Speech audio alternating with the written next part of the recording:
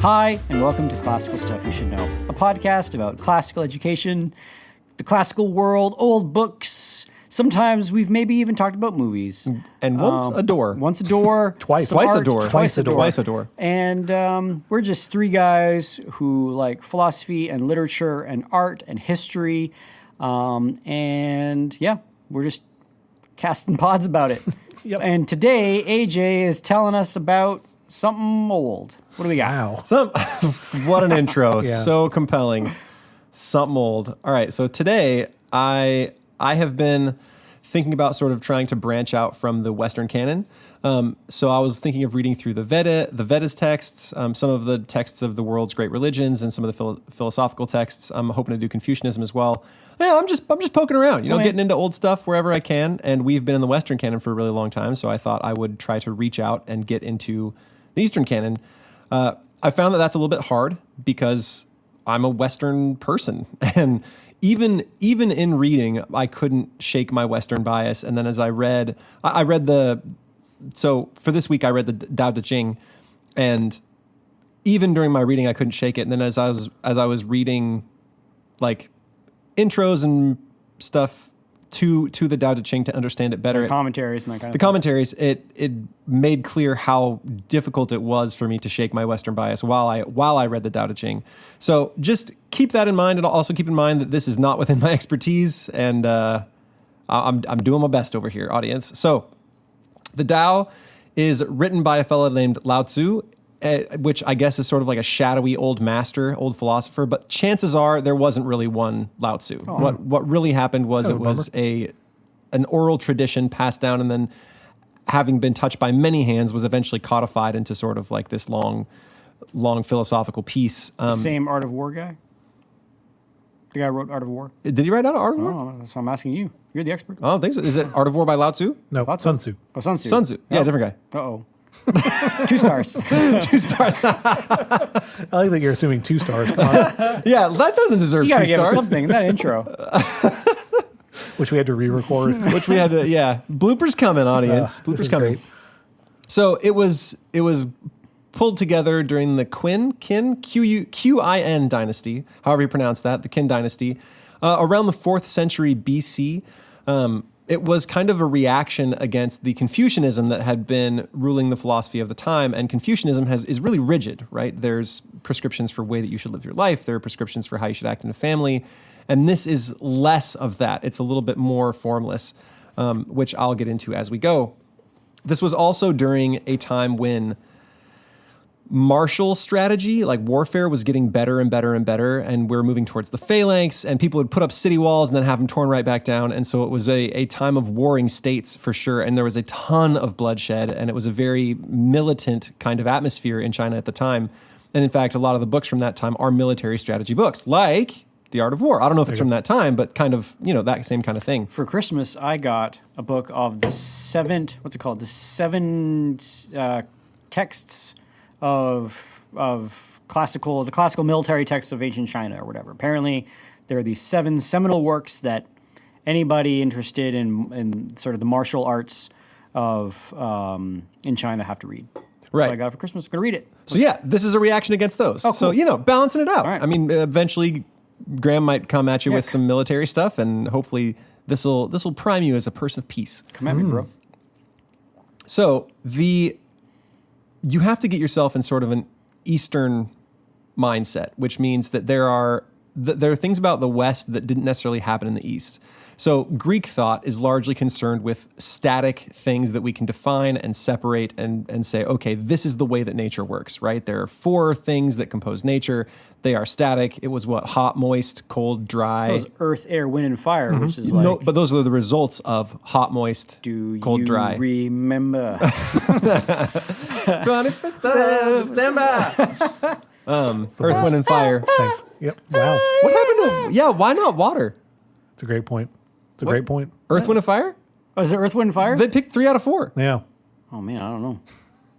I'm If you know, out there. right. email Anyway, us. those elements are the result of the base elements of the world: hot, moist, cold, dry, and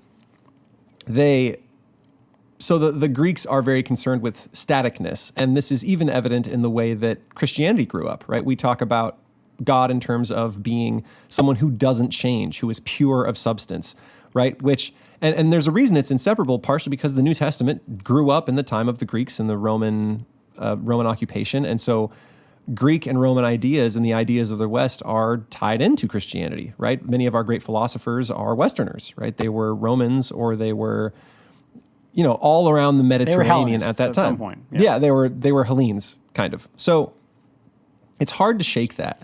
When you start getting into this Eastern tradition, it's a little bit different. Things are less defined, at least in Taoism. Okay. Right? Change is sort of built into the world, and things are harder to separate, right? When you talk about a flower, well, the sun shines on a flower and the wind brings seeds to let that flower grow. And then there's the earth that's involved, and you got to have rain. And so even in like the basic enjoyment of a flower, which might put the smile on a kid's face, well, there's everything in the world is connected to that. And that kind of reaches back to your episode about causation, right? It's really hard to say this one thing caused something, because Everything causes everything. everything causes everything, right? You're kind of, everything's kind of involved. And so the notion of the oneness of the universe is more present in the Eastern tradition than it is in the Western. And so even on my first read through, it was hard for me to sort of be okay with that change. All right, so let's go through a little bit of it. I don't know that there's any chapters in this thing or even any real movements. There's a couple that you could say, okay, these couple of chapters are about this, these few chapters are about this, but for the most part, it is a reiteration of kind of the same notion over and over and over again. And so I'll read you an occasional chapter here and there. It's actually a pretty short read. It's maybe 40 pages long. There are 81 chapters, but by chapter, I mean, it's the length of a poem, right? It's really short. So there's 81 of those. I'll read you a couple in their entirety. I'll read other small quotes, and to kind of give you an idea of the feel of the text and what Taoism is like. And then we can talk about the precepts of Taoism after we finish, and kind of what the philosophy is in a nutshell, if we can kind of piece it together. And then I have a few questions after that. So we'll see how it goes. Let's do it. So chapter 1, Tao, which means the way, that can be spoken is not the constant Tao. The name that can be named is not a constant name. Nameless is the origin of heaven and earth. The named is the mother of all things. Thus, the constant void enables one to observe the true essence. The constant being enables one to see the outward manifestations. These two come paired from the same origin, but when the essence is manifested, it has a different name. The same origin is called the profound mystery. As profound the mystery as it can be, it is the gate to the essence of all life. Got it. Yeah. Next yeah, one. Let's perfect. move on. Yeah, you guys tracking? Easy. Yeah. You got that? Rock and roll. Okay, perfect. I'm glad we're all on board. I can see your difficulty in summarizing that.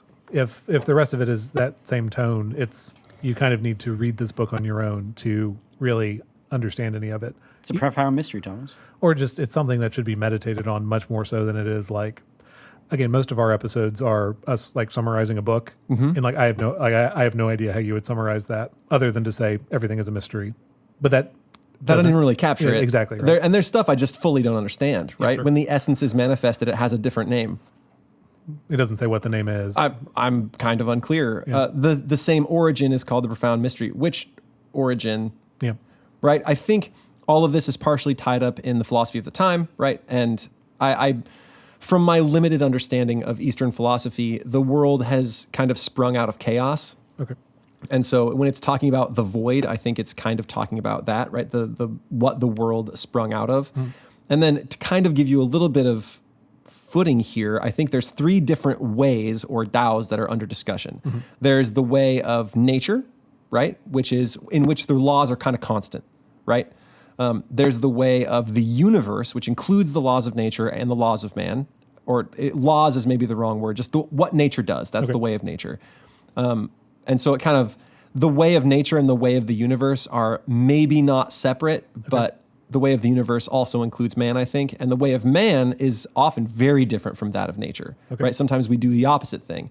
And so what the Tao is aimed at doing is helping you to become in tune with your own nature, the nature of the world around you and the universe, and thereby live a better life. It's very practical. It's not, like that sounded really mystical, but almost all the rest of the book is It's practical stuff. It's here's how you should kind of act. Here's maybe the mindset you want to put yourself in. Here's what's good. Here's what's bad.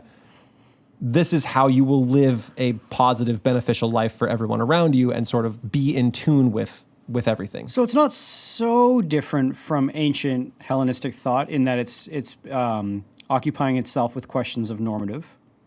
Yeah, it does. It is occupying itself with questions of normative questions. And the funny thing is how many of those directly overlap with even Christian scripture and other philosophies of the West. But we'll get there, right? We're getting ahead of ourselves. So chapter 2, I was going to read the entirety of this Lewis's one too. point, right? Yes, that is Lewis's point. Yeah. Ooh, good point. We can come back to that. We'll circle back. Right, circle back. Okay, chapter 2. As soon as beauty is known by the world as beautiful, it becomes ugly. So bad news for you, Graham. I mean, I'm sorry. as soon as, I've known for ages, and the moment I knew, Ugly. you were ugly to me. Oof. Yep. Okay. As soon as virtue is being known as something good, it becomes evil. Therefore, being and non-being give birth to each other. Difficult and easy accomplish each other. Long and short form each other. High and low distinguish each other. Sound and tone harmonize each other. Before and after follow each other as a sequence. Realizing this, the saint performs effortlessly according to the natural way without personal desire, and practices the wordless teaching through one's deeds. The saint inspires the vitality of all lives without holding back. He nurtures all beings with no wish to take possession of. He devotes all his energy, but has no intention to hold on to the merit. When success is achieved, he seeks no recognition. Because he does not claim for the credit, he hence shall not lose it. Okay. So that anything you recognize in there? Well, once beautiful is recognized as beautiful, it becomes ugly. Is that like an attack on analysis? Like if you can like perfectly chart out why this flower is beautiful, you've kind of you've taken something away from it by making it too sort of mapped out. Like the idea of one of your favorite poets, your favorite poems about analyzing poems, tying it to a chair and beating it with a rope until it tells you what it means. Mm-hmm. Like, is that what he's getting at? If you if you recognize something as beautiful because you've run it through the equation of what beautiful is, that makes it ugly? And is he saying the same thing about virtue? If you can say, this is good because of all of these causal reasons or whatever, now you've sort of robbed it of its goodness and it's going to be an evil because you've lorded yourself over it. You've understood it. Maybe. I mean, that's we can tell you our interpretations, but yeah, AJ's not going to come back with, yes, that's the right one. Yes, this is definitely what's happening Excellent. in this Cool. Eastern text. Absolutely. Chalk it up. Got it. Done Nailed on the board. It does. Points on the board, maybe. No, I'll give a point to AJ for diving through and reading the whole book. It's actually pretty interesting. And Yeah, for like sure. I said, it's a pretty short read. But is that the kind of the ethos of it? It's like you just experience things, don't try to know things. No. What, just experience, don't try to know? Well, it's like the difference between English doesn't have a different word for knowing. Whereas like French you have connaître and savoir. Like you know something by analyzing it, you know something by having like lived it. Oh, experiential. And so is that the distinction he's getting at? Like if you know beauty by analyzing it, you destroy it. If you know virtue by analyzing it, you make it evil. That would be kind of consistent with the rest of the text. Awesome. I think there's a part where he talks about knowledge and how it puffs up, and it's very reminiscent of some Christian notions there. And then there's don't tie everything back to Christianity. Fair enough. I'm simply comparing it to a philosophy I knew well. Yeah. Okay. So as I did that, I actually have a couple that I recognized that were almost direct overlaps. For example, although the saint puts himself last, he finds himself in the lead. Yeah, interesting. Right, last will be first. Right. It is because he is not focused on self-interests and hence can fulfill his true nature. Right? So because you're not focused on what you want, you can be humble. And that's actually echoed here in that second chapter that I read to you, right? He gets to help everybody flourish because he's not worried about himself. Right? Because he's not worried about himself, he can help everybody do good, everyone around him, all of nature. And then because he's not trying to get the credit for doing that, he can never lose it. And so he's in a really good place. Like a high school teacher. Yeah. Sure. Yes. A non self-aggrandizing one, Tom or Graham. So this is also where we see a little bit of that yin yang thing, right? This is one of the texts where yin and yang shows itself, and it actually uses the words here as we move through. It only shows up a couple of times, but that second chapter really has this duality, right? They exist. Things exist with their opposites, and there's kind of an ebb and flow between them. And actually, in our in between episode, we were talking about how a news story will spring up, and someone will put forth an interpretation of that story, and then someone else will put forward a counter interpretation, and then those things kind of live symbiotically off of each other, right? And so I think the yin and yang principle, as I understand it, is kind of recognizing that symbiotic nature between darkness and light and good and bad and ugliness and beauty and cause and effect and all of those things sort of working together in this flow of the way. And if I'm remembering it from the many, many, many years ago from what I read it, there's also the masculine and the feminine tied into that as well. Where, okay, cool. Okay, I was also going to read chapter 8. So, a person of great virtue is like the flowing water. Water benefits all things and contends not with them. It puts itself in a place that no one wishes to be, and thus is closest to Tao. A virtuous person is like water which adapts itself to the perfect place. His mind is like the deep water that is calm and peaceful. His heart is kind, like water that benefits all. His words are sincere, like the constant flow of water. His governing is natural, without desire, which is like the softness of water that penetrates through hard rocks. His work is of talent, like the free flow of water. His movement is of right timing, like the water that flows smoothly. A virtuous person never forces his way, and hence will not make faults. What do you gather from that? Yeah, the virtuous person helps those around them and is like a blessing to be around. I mean, all that sounds great. I feel like I'm Unless your basement floods. too much water. Oh, that's chapter 9. Oh, okay. Really? It talks about how if you are out to get yours, if you want your own goods and you are after wealth, you are like, and I quote, the overflowing water which shall cause damages. Wow. It is better to restrain yourself early. Those who are not content with fame is like polishing the edge of a knife. The sharper it gets, the easier it is to break. Right? So he's basically saying, if you're after your own stuff, you're going to cause harm to everybody. But if you are chill and you just flow, if you're just super chill and you help out everybody and you're kind and you're just like getting in all the spaces and being lowest of all, you're like the water that helps everybody out. I feel like I met some surfers like That's this. exactly right. That's why you like it, because it's just about being chill. So the chillest. Good. So pitted.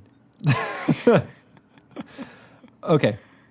All right. Here's one more chapter. You guys with me so far? We're for with you sure. so far. Chapter 10. I wanted to give you guys Well, let's go sort back of to a... that virtue one. Wait a second. So, what was it where water flows to the place that no one else wants to go? What was that? It was... Let's see. It puts itself in a place that no one wishes to be, and thus is closest to Tao, meaning the way. What's your read on that one? It's closest to the way because it puts itself where no one wants to be. How does that correlate? How does that relate to virtue? I think maybe it's sort of you are uniting yourself with nature, maybe? Maybe. Or If water flows to the lowest point, right? I wasn't thinking that. Oh, okay.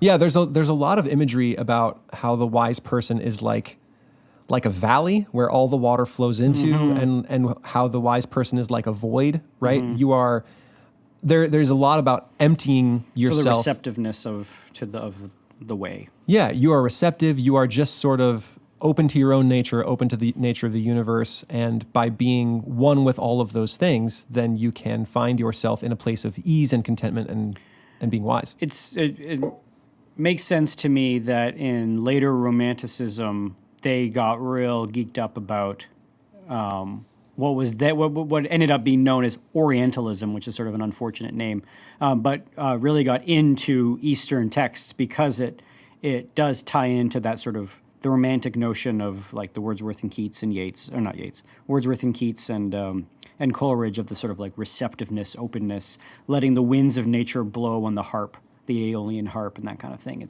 That's interesting. Anyway, Sure. All right, chapter 10. Guys ready for another one? rock and Yes. roll. Okay, I like this format's working out, where I do sort it. of read a chapter and you guys respond. That's doing okay. That's good. Yeah. Okay, chapter 10. Can one unite the body and the spirit as one and embrace the oneness without departing from the great Tao? Maybe. Can one achieve harmony with such gentleness by holding on to the true spirit within, as if as if the innocence of an infant? Can one free oneself from worldly knowledge and cleanse one's mind so that no faults shall be made? Can a ruler love his people by governing with the natural way without personal intention? Can the mystic gate to all life essence be opened or closed without the virtue of the mysterious nature? That one, I Maybe it can. I don't know. I don't think it can. I'm going to say a hard yes on that one. Can one gain the insight of nature and become a wise person without the effort of action? The mysterious nature creates and nurtures all things without the desire to possess them. It performs with all efforts without claiming for credit. It flourishes all beings without the intention to take control of, such is the mystic Te, or mystic virtue. Mystic Te, Te, is virtue. Okay. Yep.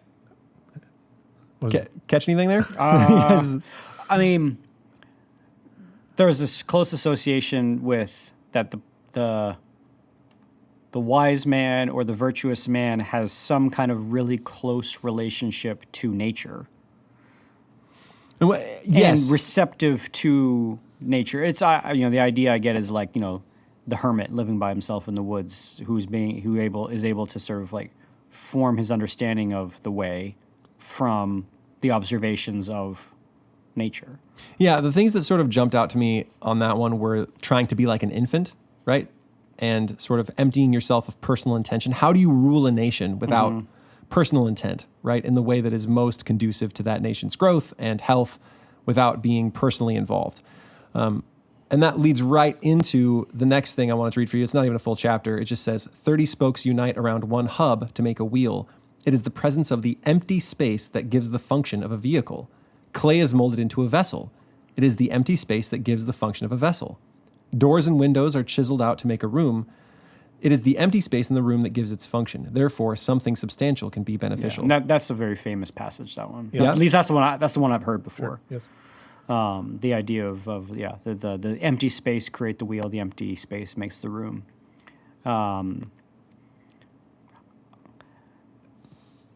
You're hard right to- in. Sorry, go ahead. Thomas. It feels hard to comment on. I don't. It does, but I feel like there's an idea there that's sort of hard to grasp, and that is that there's a benefit in, well, even if we were just thinking about your last episode, Thomas, where happy is the man who understands the cause of things. Here it's, you are also happy if you can either rule out the causes of things, Right. or if you can understand the interplay between what is, like a table, and what isn't, the table in the space that is empty. Like the table needs to have the area of not table for it to either to have its function and to be useful. Isn't there also like a natural quality to the one who's happy? It's a consistency with who they are supposed to be. It's all the descriptions of the virtuous person. Water doesn't think about where it's going. It just goes to, like you said before, the lowest point. So there's also something like almost without thought or without intention. It's only This effortlessness. effortless. Yeah, It's yeah. acting within nature. And this probably is reflected in what we, at least maybe even it's just stereotypically know of those kinds of practices of meditation and being present in the moment to really think about like, okay, I'm just existing as opposed to projecting in the future or remembering the past. I'm just trying to be, present. Yeah. And there was a section that I'm not going to read, but it was about how when you, the best translation I can give it is when you are trying to be good, you are clearly not good, right? The good person, Sorry, try It is hard. good. Yeah, exactly. they are good. And it is a just person just sort of acts out of justice without thinking, right? And the person who is honest just tells the truth without having to think about it, right? The fact that you are trying implies that you are not that thing yet, right? If I'm trying to be virtuous, I'm not. Yeah, this is sort of Kierkegaard's Night of, not Infinite Resignation, the other one, Night of Virtue. But the good man is just kind of like the good guy is doing his good life as opposed to the guy who's like overthinking it. Faith, Night of Faith. Night of Faith, yeah. That's sort of an idea of the Night of Faith is that like that it's this, you don't require this overthinking, the overthinkingness of it. Like, if you think the joke or the meme with the bell curve, where you have the troglodyte on one side and the sage on the other, and troglodyte's like, I'm a good guy, or just do good things, and the sage's like, just do good things, and then the guy in the middle is like, no, you can't just do good things. You have to know the reason and the causes as to why you're doing these good things. You have to measure out, Right. Yeah, so I think this book is aimed at making you like that sage, right? Yeah, Just do good things. Empty yourself, figure out how to flow into the empty spaces, do what you need to do. And you can see how this kind of doctrine flies directly in the face of the militant attitude of the day. Sure. Right? It would be totally opposite of what they would be telling warriors. Or some kind of form of meritocracy, which is often in military, right? Like the best will rise to the top, and whoever can do the best and be the best is going to be the one that we put laurels on and that kind of thing. Yep. Yeah. Okay, I'm going to read chapter 16, partially because I think it helps clear a lot of this up. This is one of the, Awesome. It's a very straightforward, blunt Wonderful. chapter, right? Should be easy to grasp. Human must achieve the ultimate void and maintain calmness with sincerity in order to observe the growth and flourish of all beings. Great. Right? It is in this way that one can understand the law of nature. All things and beings will eventually return to the original source. This is called peace. Peace means returning to one's original nature. This original nature is the eternal law. To know the nature's law is to be enlightened. He who is ignorant of the nature's law shall act recklessly and thus will invite misfortune. To know the constant law of nature is to be generous. Being generous, one is impartial. Being impartial, one is the sovereign. Sovereign is the nature itself, and nature is Tao. Tao is everlasting. When one's physical body dies away, Tao still long endures. All right, did that help make sense of some of this? Mm-hmm. Right? So empty yourself, and you can better look at nature and observe the growth and flourishing of all things. And in this way, you can understand the laws of nature. And understanding the laws of nature, you can return to your source, find some peace, and then you get to be enlightened. And you won't act recklessly. You can be generous, impartial, sovereign, and this will return you to the Tao, which is the way of nature. Right? You make yourself like it. So it has being a ruling over yourself, ruling over your passions, but not in a not through force, but through levity. Right? Like yeah. You're not forcing yourself to act a certain way. Yeah. You're almost removing burden, removing your example from before about meritocracy. You're like leaving that game, right? It's not about getting to a certain rank. So there's something, yeah, that's interesting. Yeah, I don't think I'm going to read the whole thing I was going to read next, but here's a small piece. People like to pursue after excitement as if they were ascending the terrace in spring and celebrate a sacrificial feast. But I alone remain quiet and calm like an infant who is pure and innocent. And I alone appeared to be lost like one who has nowhere to go. All people have a surplus, but I alone was a simple and left out like a fool. So it is like that, empty yourself, sort of abandon the meritocracy and pursuing after things. I mean, that's all well and good, but don't we need sacrificial, noble actions? Like, this person sounds like he's a opt-out kind of guy. And I'm going to go sort of pursue my calmness and my peace. And the way to do that seems to be like an abdication of responsibility or a removal of from society, like the idea of the hermit. That doesn't seem good. Well, it's not total removal. And this is where it gets complicated, is he talks about the ruler who follows the Tao. Okay. And So he's got a public life where he just sort of begrudgingly does it, or? he does it in accordance with nature. Yeah. There's a couple of chapters near the end that have to do directly with governance and how you can rule from the Tao. Before that are a couple of chapters about how warfare works with the Tao. So you guys with me? All right, I got a couple. So this is a little bit of chapter 30. Just to be fair, so he's not advocating for total inaction and withdrawal. Total inaction and withdrawal. Okay. No, he's saying you need to act practically in accordance with the laws of nature. And to do that, you have to understand the laws of nature first, which means emptying yourself. That's kind of what I've put together so far. You can't be a withdrawn monk. You got to be the kind of person that wants to be a withdrawn monk, but is still is peaceful, but is still going to work. Yeah. But you work like water, Graham. Awesome. Okay, so one who assists the ruler with the principles of the Tao will not use the force of arms to conquer the world. So for such affairs will result in cause and effect. Apparently cause and effect Not good. Not a cool Oh, thing. sorry. Don't about want that. Sorry, Yeah. no more causation. No more causation. How you conquer the world then? Whenever armies touch the land, it is turned into a wasteland of thorns and brambles, right? So this is just war. War is not a good thing, but he doesn't say you can never fight it. This is chapter 31. Weapons of war are instruments of disaster. They are rejected by all beings. Thus, a person of Tao will not dwell upon them. According to the ancient custom of yin and yang, a man of virtue values the left, which is represented by yang, and a man of war values the right, which is represented by yin. Weapons are instruments of evil and are not valued by a man of virtue. They are only used as the last resort to attain peace when all else has failed. If their use is necessary, it is best to employ with calmness and tranquility. Even if it means victory, it's not something pleasant. Those who rejoice over the victory enjoy killing. He who delights in killing will not be favored by the people and shall not bring harmony to the world. It is the ancient custom to favor happy events to the left as represented by yang, while on sad occasions it is favored to the right as represented by yin. When this right is applied to the army, the lieutenant general takes the place on the left, and the commander-in-chief takes the place of the right. This indicates that war is treated as if it is a funeral service, for many lives had been killed and hence should be mourned with sorrow. Therefore, although a victory was won, it is treated like a funeral rite.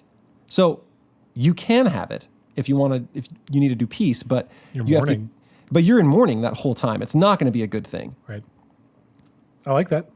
Like an unwillingness to go directly to war, a desire for peace primarily. I mean, all that sounds great. And one of the best parts about this is I was reading a Kindle version that is not, it feels like one of those versions where someone found a translation and did like a PDF copy of it great. and then immediately published it with little pictures as an illustrated version to make a couple bucks.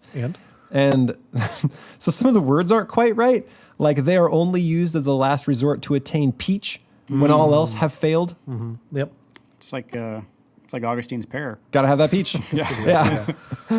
So yeah, again, he's not advocating for inaction, but I think maybe right perspective as you act, right? Making sure that you know what you are bringing into the world when you bring warfare. Which seems important for a leader to have, that they're not bloodthirsty, they're not only going after conquest, Right. but realistic enough to acknowledge that war still happens. You can't put it off always. Yeah. Okay. I got a couple more and then we'll move on. So let's do the ones on governing a place. Okay. And then we can sort of have a debrief. Just as an aside, I find it fascinating that a lot of these texts talking about philosophy and the way of living were written to rulers. Like, they were written with the idea that this is what you need if you're going to be a person in charge of other people, as opposed to like the Happy Farmer's Guide to being a happy farmer. Sure. Right? Like whoever sat down and wrote this said, who am I writing this to? It needs to be written to a king. Who am I writing this to? It needs to be written to a ruler. Or writing it to the ruler is, if it's good enough for the ruler, then it's going to be great for the person or for the non-ruled. If it can, I think that's the principle. If it applies for someone who has everyone else under their control and can make a good man out of them, then it should apply to everybody. Right. Yeah. Right. Everybody will have some little bit of control in their lives. And Whereas if you wrote for the happy farmer who's not in charge of anything except his farm, then the ruler could be like, well, that's all well and good for him, but we got, stuff to do. Right. yeah, exactly. Okay. Here's the stuff on governance. Govern a nation with the right principle. Fight a battle with the tactics of surprise, and rule over the world with peace and natural effort. How do I know this is so? By the following. The more prohibitions that are imposed on people, the poorer the people become. The more sharp weapons the people possess, the greater is the chaos in the country. The more clever and crafty the people become, the more unusual affairs occur.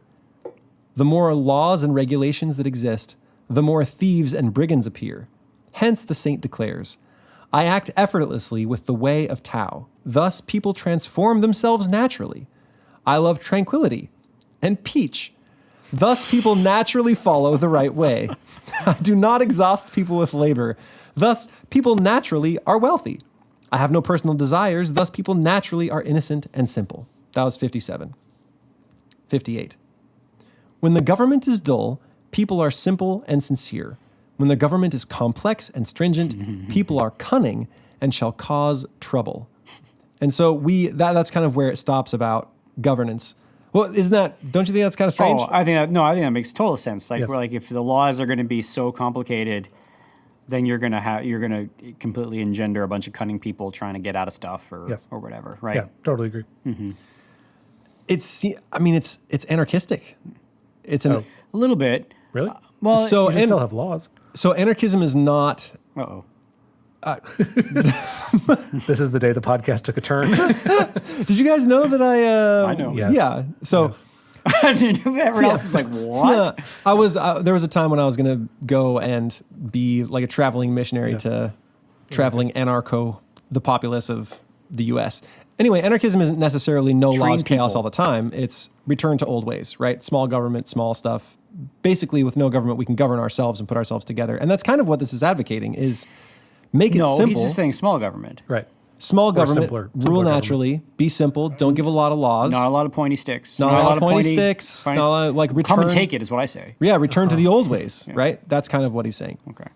I don't know. I mean, people don't like more prohibitions mean sadder people. Isn't that where he started with? Wait, what's it He say said again? increase the prohibitions, you increase the misery of the populace, or something like that. They become poor. They become, and so that makes sense. But then he says the more weapons you have in society, the greater ills that you have. The greater the chaos in the country. Greater the chaos in the country. Okay. And then the more complex the government, the more cunning and crafty the people. No, the more clever and crafty the people, the more unusual affairs occur. Yeah, but they're the clever and next crafty book. because Oh, of yeah. the government. Top of 57, it said something about that. Yeah. Yep. Anyway. Oh, yeah. When the government is dull, people are simple and sincere. When the government is complex and stringent, people are cunning and shall cause trouble. Yeah. That sounds right. That doesn't sounds it? right. I mean, that's accountants and lawyers make money from complexity, right? So, Yep. Yeah. Okay, let's read the very last chapter as kind of a final word. Wait.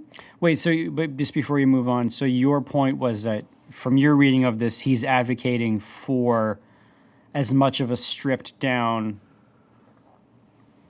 system of governance as possible. Yeah, as simple as it possibly can be, and in accordance with man's nature. Yeah. Which I guess is kind of the goal. So Megby's anarcho-primitivism. Man, it's been a long time since I've been one of those, though. Really? What are you now? Yeah, what are you now? Like a front porch Republican or something? I feel What's no a front desire- porch Republican? I don't know. What that is. It's like small local community Okay. conservative. I feel no desire to talk about political belief on a podcast. That seems weird. I don't know. Oh, fair enough. Didn't mean to make you uncomfortable, No, Thomas. sorry. Okay. I kind of made you want to feel uncomfortable. I was kidding. Here's the end. Chapter 81. Words of truth are not pleasing. Pleasing words are not truthful. The wise one does not argue, and he who argues is not wise. Yeah, good. A wise man of Tao knows the subtle truth and may not be learned. A learned person is knowledgeable but may not know the subtle truth of Tao. A saint does not possess and accumulate surplus for personal desire. The more he helps others, the richer his life becomes. The more he gives to others, the more he gets in return. The Tao of nature benefits and does not harm. The way of a saint is to act naturally without contention. Okay, so Great. basic summary, empty yourself, return to your true nature, be generous, don't seek your own ends. I can't tell you how many times that came up in the reading. Like if you are selfish, if you are after your greed, if you are after your own pleasures or your lusts, you're going to come to harm somehow. So if you don't want anything, you can't really run into trouble, right? You're not going to have any hardship. So empty yourself of those desires, and that way you can kind of help everybody. And if you are the guy leading a country and you are emptied of your desires, then your concern will be for your people, for their success. Keep your government simple, try to make laws in accordance with their nature. And that is the way of returning, kind of aligning yourself with the way of the world. Does It's that like make the sense? movie It's a Wonderful Life. Don't be Mr. Potter, be Jimmy Stewart. Yeah, What's sure. his name in that movie? Bailey? No, Jimmy Stewart. Jimmy Stewart. I don't have your money. It's in Fred's house. Jim's Oh, house. Mr. Potter. All right, so do you guys have any George final thoughts? You Bailey. mentioned George something Bailey. about C.S. Lewis a little bit earlier. Yeah. Well, C.S. Lewis, when you Says were yeah and moves on. when you were saying a lot of this, has almost word for word kinds of sentiments with Christian principles. The last shall be first. Lewis's point that he makes in The Abolition of Man is that this is not because somehow the texts from the East made it to the West or the texts from the West made it to the East, but that there is a universal human objective morality that we all tap into that Lewis calls the Tao, to steal the word from this book. Does he say why he calls it that? Like in light of there being an actual Taoism? No, he doesn't, and maybe that's interesting to speculate on. My guess is that he, by reading this, recognizes that maybe he sees this as a good example of that. That, like, hey, look, go read. If you read this book, you'll see that a lot of the thought that is being put forward by a cultured man from a completely different culture, separated from the West, is putting forward very similar notions to Stoicism and to Romanticism and to some of these other things that have come up. I was just going to say this sounds almost exactly like Stoicism. Exactly. Right. And so by doing that, it's not that they all got together and like had a conference right. and then took these things home. It's that there is a thing as human beings that we are all a part of, the world of the moral, the world of the good life, the world of the ethical man, that we naturally have resonance and access to.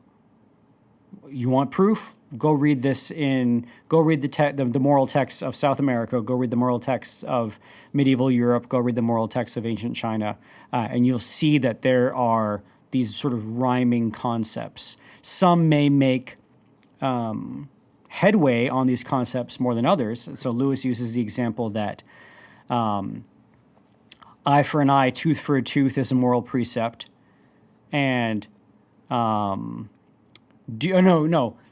don't do to people what you don't want done to you is a moral precept, and then do unto others as you would have them do unto you is a step forward. It's an advancement. In ethics. So he's saying there can be advancement in ethics, but there can't be a wholesale genus change or species change in terms of ethics. There can be mutations. That's the wrong way to say it. There can be advancements and there can be improvements. There can be changes, right. But you're not going to have a wholesale change in kind. You can have maybe a change in token. Because this stuff was being written down right around the same time, the golden age of philosophers in Greece. Yeah. So then they're not TED talking back and forth. So no, like it's just springing to life in Greece and in China and apparently in China. Which is fascinating. Which is really fascinating. Mm-hmm. Is there anything in the book that would either be shocking or like, is there anything in there that you look at and think, no, that's wrong? That's weird. Yeah. Yeah. Other than, because it seems like the main difference is stylistic. It felt like the main difference was simply style, right, and was maybe the mystical side of things, right? The West is very much cut and dried. Here's the way things work, right? There's little mysticism. It depends on your practice, of course. Like there's mysticism even within Christianity, but sure. But this is like leaning hard on the mystical side of things. And if I remember correctly, the Bhagavad Gita and the Vedas are kind of the same, right? It's more of a mystical text more than just like, here's a good way to live, right? The Stoics are very straightforward, right? Stoicism is not complicated. They just say, here's the best way to do it.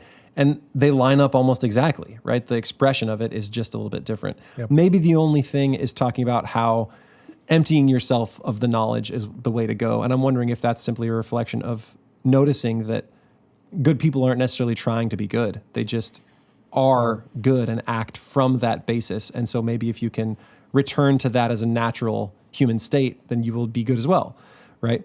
That might be shocking more than any other things, but everything else seemed to line up pretty well. Even with things like Buddhism, right? Mm-hmm. Buddhism is, here's how to avoid suffering, and a lot of the concepts and precepts are the same, right? Action, that sort of stuff.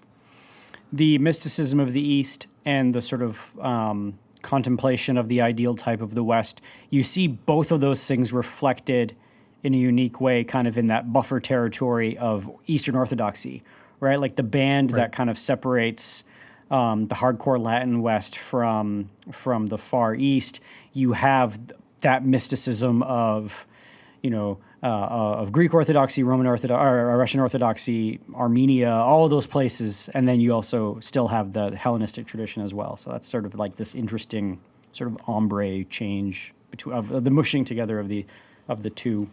Yeah. So one of my big questions that I came away with this was, all right, what value is reading something like this to someone in their education? And not necessarily just to high school and college students, but to someone maybe like our listeners who have come to this after college and are looking for a better education. When should they start maybe branching out and reading things like the Tao and the teachings of Confucius and any other texts that might be interesting from the East? Like, when does that come in? Should I have a good foundation of my Western thought first, or does that actually hamper me when I'm trying to approach an Eastern text like this, which it did for me, right? I was coming with a very kind of rigid belief set and preconceived notion of the world, right? Things are static, they work a certain way, definitions, like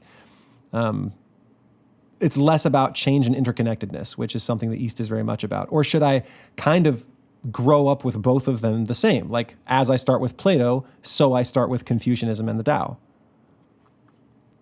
Graham just shrugged his shoulders. And there you have it, folks. It doesn't matter. No, I mean, I think it's helpful to have both. If you the stereotype of the person who like discovers the Eastern texts and then like wears a shark shell necklace and moves to California, right? And practices like the popular Californian version of Zen Buddhism. Like, that's kind of cringy. And so you want to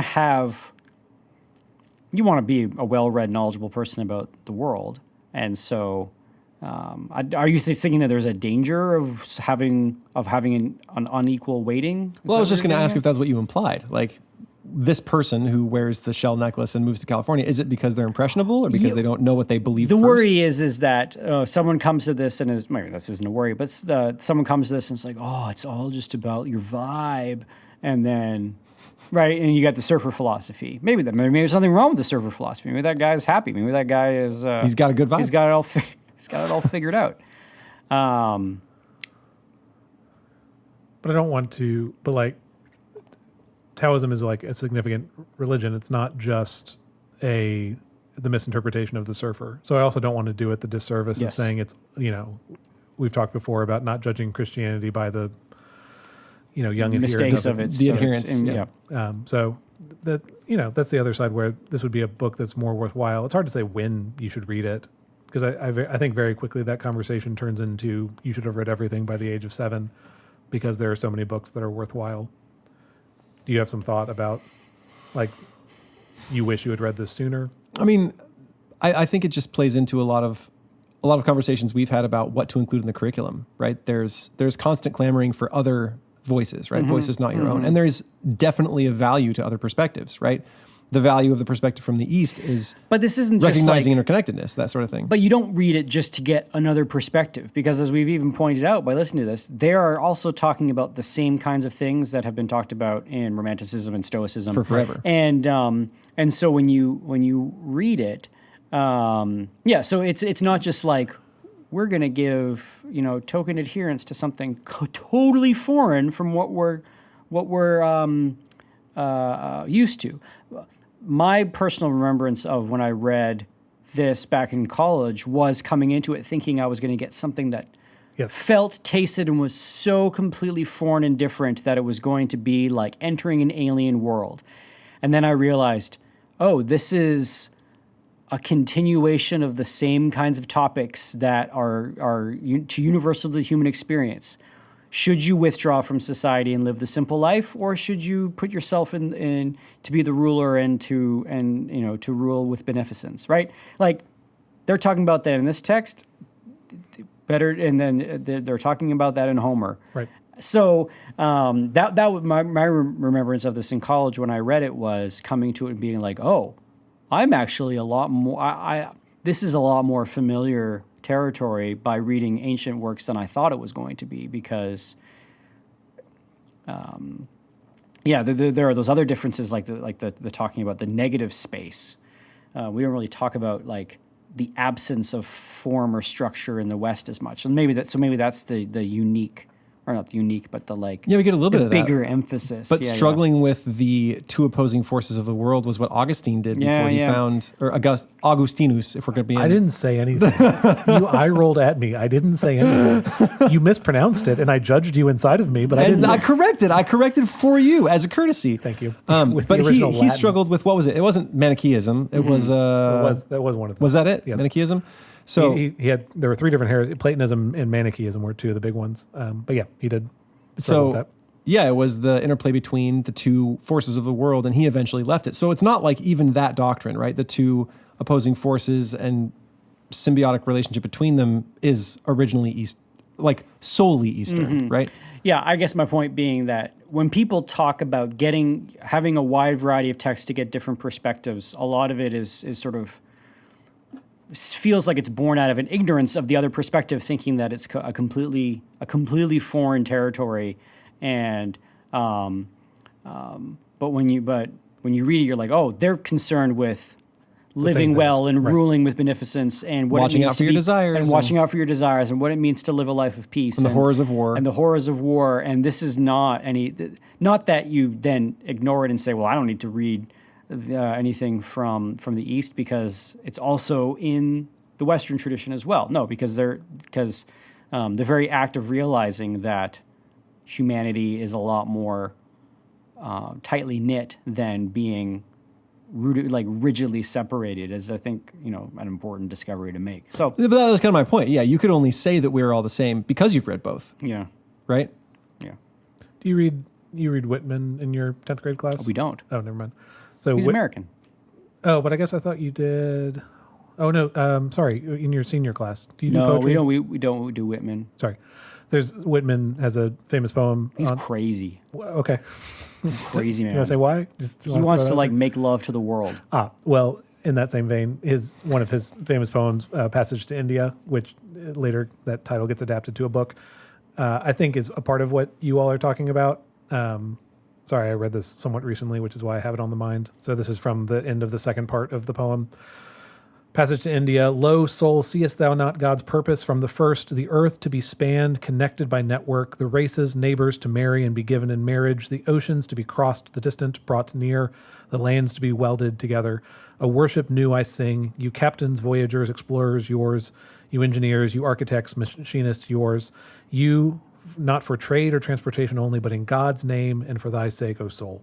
So it's a super long poem, but he has this vision of the entire world being connected and this new spiritual awakening happening because of the West moving to the East.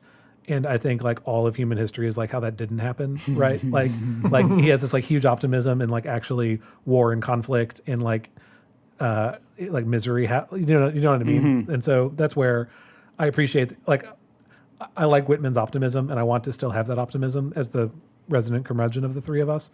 I just don't I think there's great value to learning about other civilizations, reading other works. I just don't think it's this is what Graham was just saying. It's not revelatory. You're not going to change your life. Or thinking that all of the problems of your culture or civilization will be solved by another one. Yes. By going and sort of adopting. So maybe that's sort of the cringiness we feel about the surfer who is I'm a Zen Buddhist now, and in California, I've given away the materialism of the West. It's it's the West has been teaching non-materialism. Well, it's just also the fear that it's a shallow view of, or that you think that by sort of LARPing a different culture, you are going to solve your problems. LARPing a different culture. Perfect. That's exactly what it is, though. It is, and whereas you guys know that's going to be the title of the podcast: How to LARP a different culture. Whereas the benefit of it is realizing that sort of that brotherhood, the realizing oh my goodness, the farm,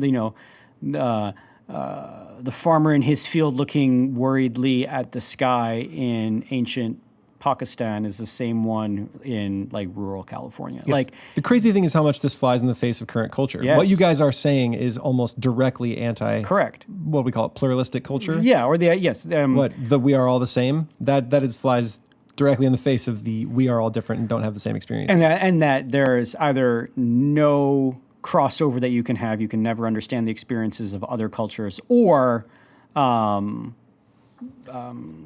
cultures are wholesale bad, some cultures are wholesale good. And yeah, anyway, those are maybe waters we can continue going down on the in-between episode.